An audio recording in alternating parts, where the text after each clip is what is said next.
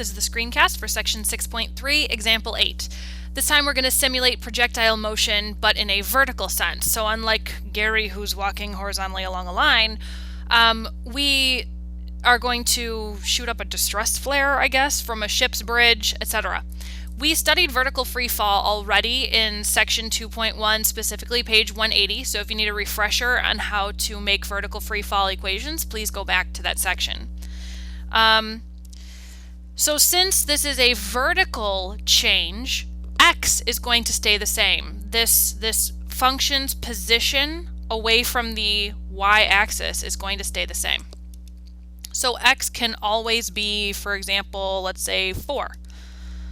So now along the line x equals 4, this flare is going to shoot up in the air and then come back down.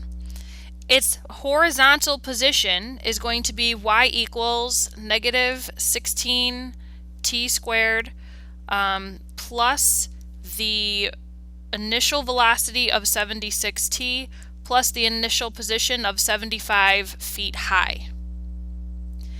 Now as far as my window is concerned, let's see here.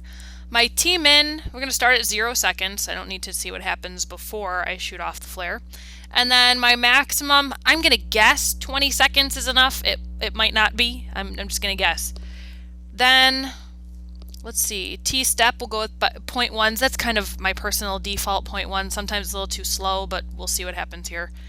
Then my X-min, I chose -2 and then my x max to be 10 just because I only need to see x equals 4, so I just kind of made it so that that vertical line x equals 4 is kind of in the middle of my screen.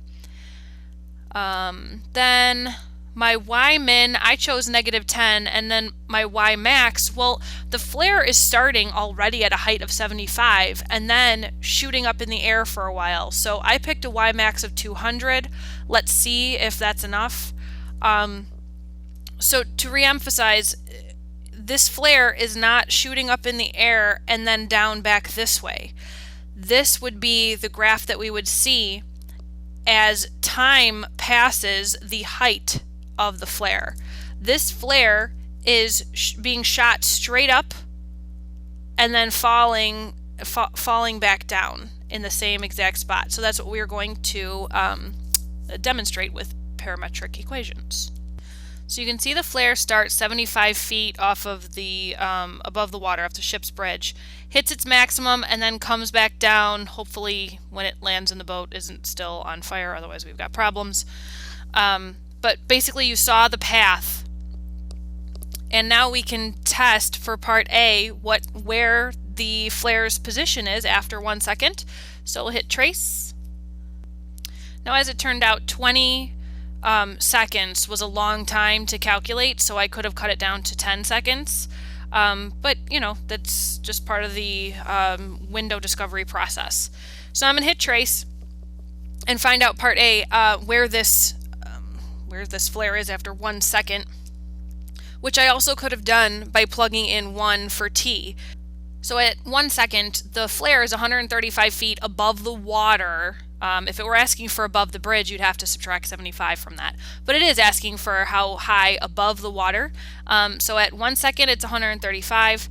At 2 seconds, 163.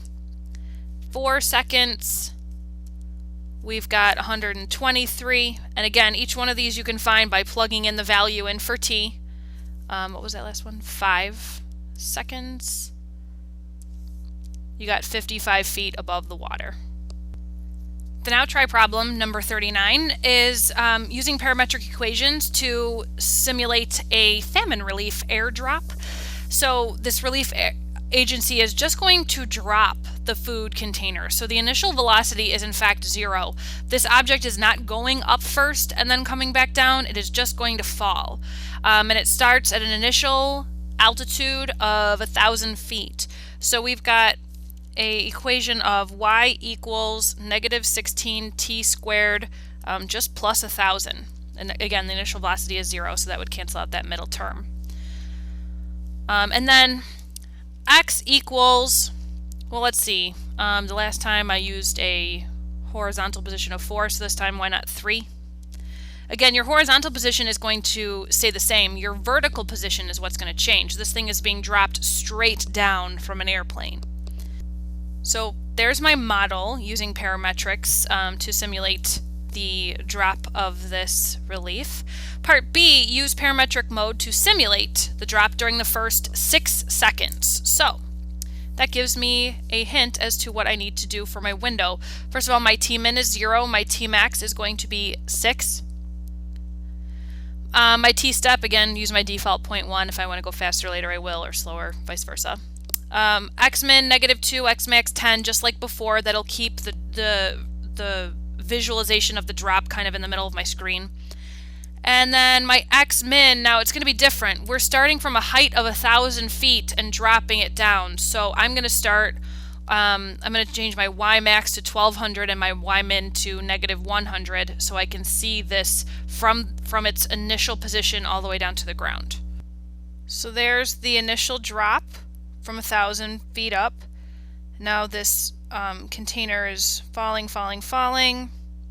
Now this in particular, this one didn't hit the ground just because the instructions said that we only wanted to see the first 6 seconds.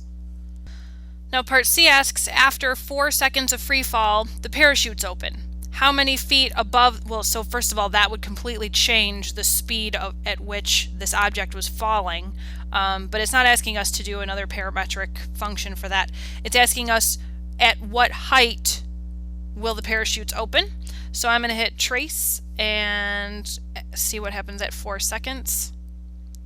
The height was 744 feet off the ground.